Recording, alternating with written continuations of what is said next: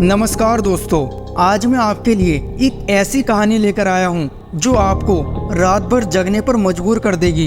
ये कहानी एक शहर के अपार्टमेंट की है जहाँ एक नई शादीशुदा जोड़ी अपनी जिंदगी की नई शुरुआत कर रही थी। लेकिन उन्हें क्या पता था कि उस अपार्टमेंट में उनका सामना एक ऐसे डरावने सच से होगा जो उनकी जिंदगी हमेशा के लिए बदल देगा। तो चलिए शुरू करते हैं आज की कहानी। रवि और प्रिया, एक नई शादीशुदा जोड़ी ने शहर के एक आलीशान अपार्टमेंट में एक फ्लैट खरीदा। ये उनका सपनों का घर था जहां वो अपनी जिंदगी की नई शुरुआत करने आए थे। अपार्टमेंट का नंबर था 404। पहली रात सब कुछ ठीक था, लेकिन दूसरी रात से अजीब घटनाएं शुरू हो गई।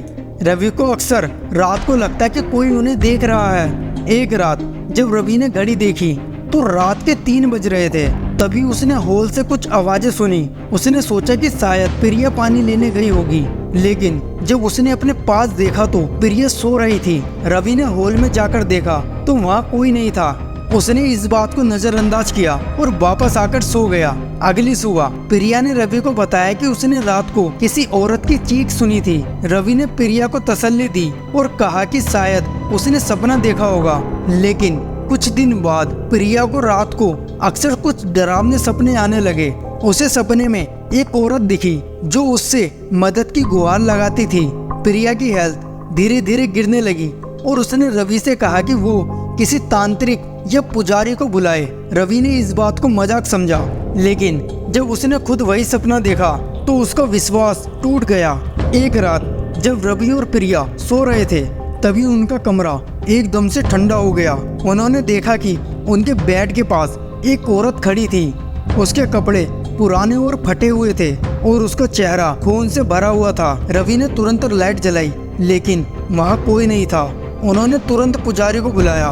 पुजारी ने अपार्टमेंट की जांच की और बताया कि ये जगह पवित्र नहीं है। ये कहानी थी एक औरत की जो इसी अपार्टमेंट में रहती थी। उसका पति उसके साथ अत्याचार करता था और एक दिन उसने उस औरत का खून कर दिया और उसकी लाश को अपार्टमेंट के अंदर ही छुपा दिया। पुजारी ने कहा कि उस औरत की आत्मा अब भी वहाँ भटक रही है और शांति की तलाश में है।